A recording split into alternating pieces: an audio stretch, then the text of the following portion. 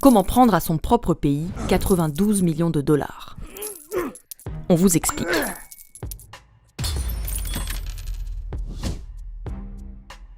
C'est ce qu'a fait la famille de Joseph Kabila, l'ancien président de la RDC, aussi appelée République démocratique du Congo.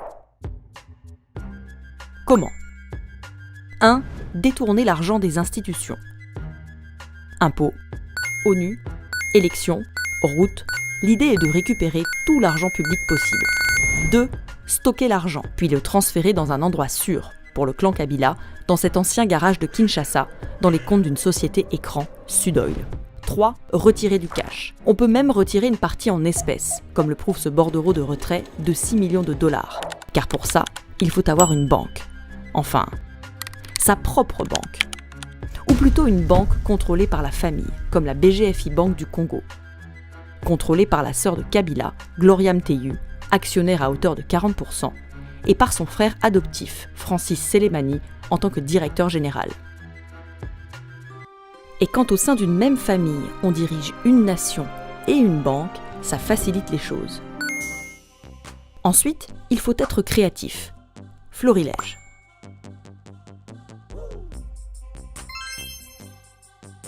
En 2016, pour rémunérer la participation du Congo à une mission de maintien de la paix, l'ONU verse 7,3 millions de dollars à l'ambassade de RDC auprès des Nations Unies. L'ambassadeur reçoit l'ordre de reverser 6,8 millions à l'État congolais, plus précisément à la Banque centrale du Congo, sur son compte à la BGFI. La BGFI va en profiter. Si les 7 millions lui ont bien été versés par l'ambassade, le Congo n'en a jamais vu la couleur. Et à la place, le virement atterrit dans les comptes de Sudoil.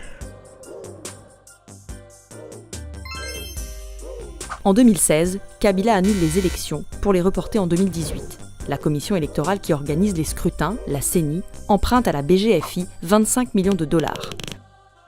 Un prêt engendre des frais et automatiquement, la banque gagne 1 million de dollars. Mais le même jour, la BGFI répète l'opération manuellement et s'offre un deuxième million de dollars qui, bien sûr, atterrit dans les comptes de Sudoil.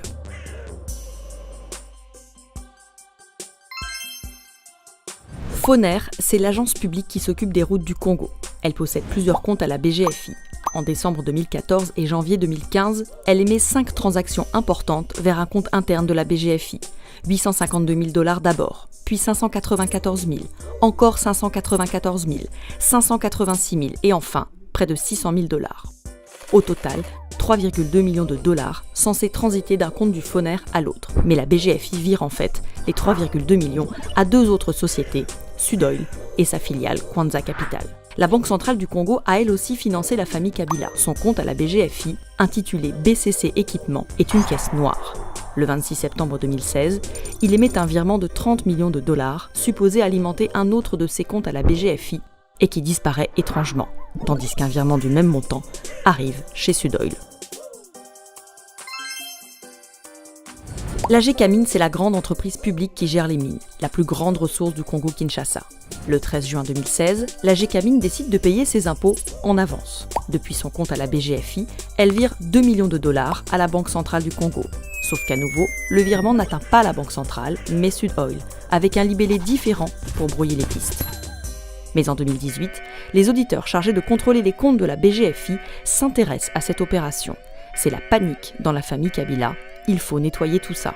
La BGFI renvoie les 2 millions touchés par Sudoil à la Gécamine, rétablit dans le remboursement le libellé initial, qu'elle antidate à 2016, et envoie enfin les impôts à la Banque centrale.